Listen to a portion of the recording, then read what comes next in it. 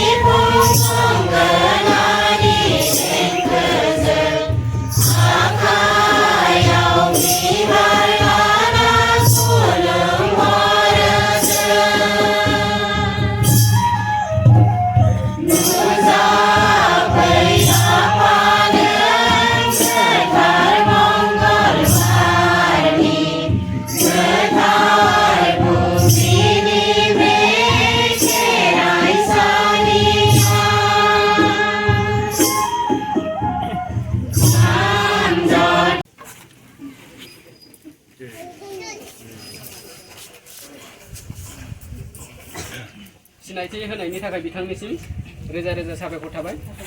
दायो दं जोंहा नैथि खेब आलासि सिनायथि मानगोनां मुस्रि लबिन्द्र बसुमतारी गाहाय देउरि बिश्वनाथ जिल्ला बिथांखौ गावनि सिनायथिखौ होनो थाखाय गुरै खावलायबाय। लोगोसे गांसे आर'नाइजों बरायना लानो थाखाय गुरै खावलायनाय थाबाय।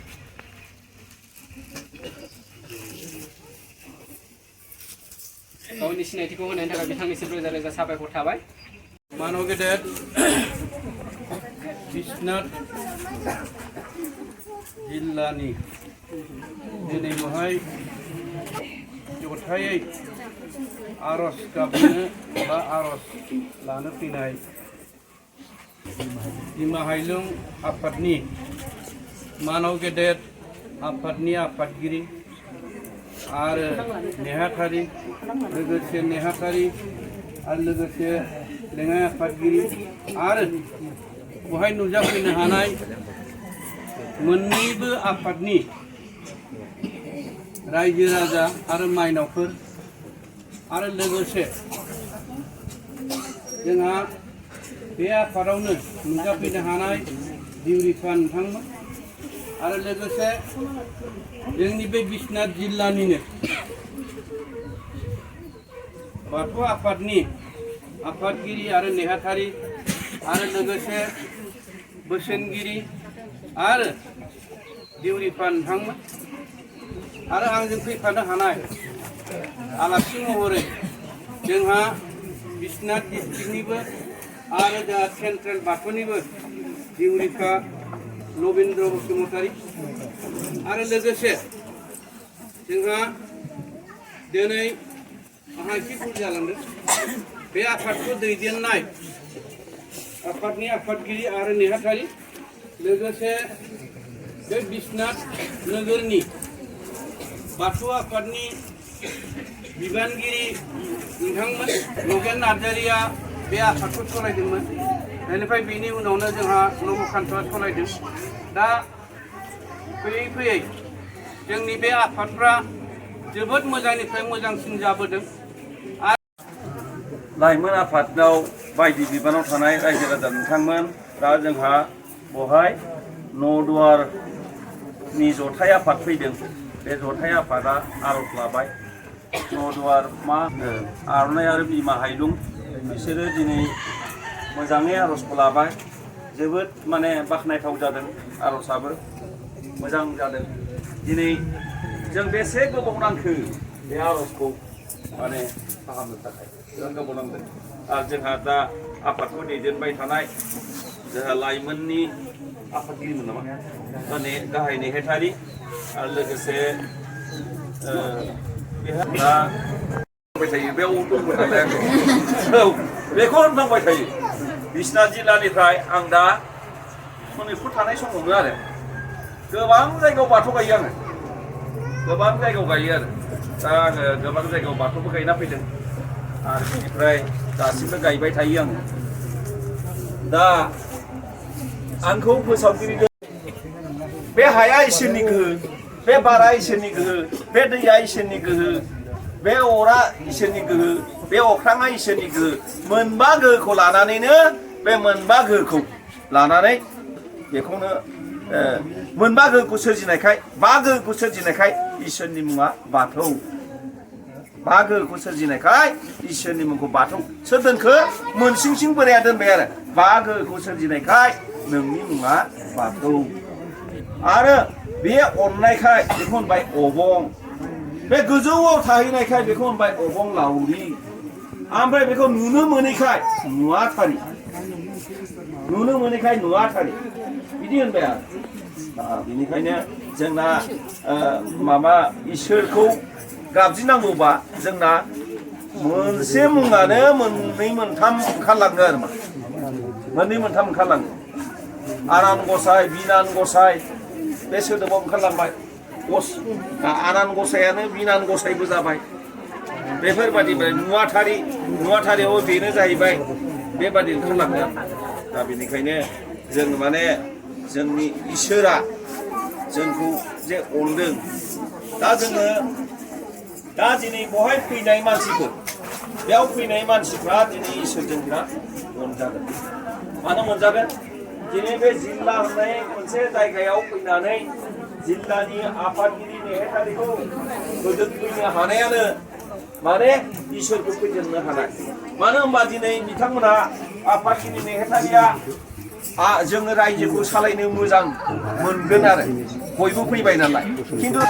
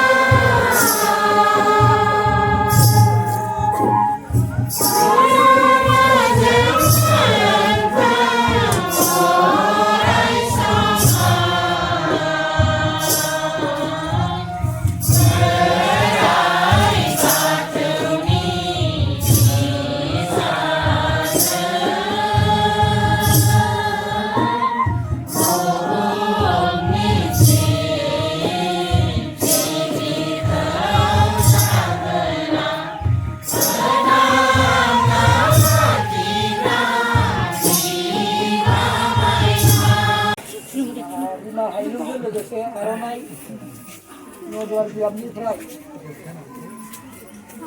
मोननै जथाइनिफ्राय बाहागो लाफैनाय गासै रायजोनिसिम खुलुमनाय थाबाय दिनै नोंथांमोना गोबां खस्थ'नि गेजेरजों होदावरि होसावरि फैनानै जोंनि बे जिल्लानि सिबिसालियाव आर'ज लाफैदों नोंथांमोननिसिम जोबोद साबायखर